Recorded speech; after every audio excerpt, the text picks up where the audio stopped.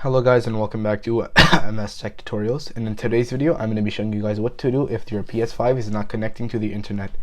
And the first step is pretty simple. All you have to do is just restart your PS5, and once you have that done, just wait from anywhere from 3 to 5 minutes and open it back up and check to see if the internet is now working. However, if that does not work, the second step you guys can do is head over to settings, network. You're going to go to settings and then set up internet connection. You're going to go to your network and you're going to click on the options button on your PS5 controller, and you're going to go to advanced settings. From here you're going to go to DNS settings and you're going to change from automatic to manual. You're going to change the primary DNS to 8.8.8.8. Click on done. And you're going to change the secondary DNS to 8.8.4.4, and you're going to click on done.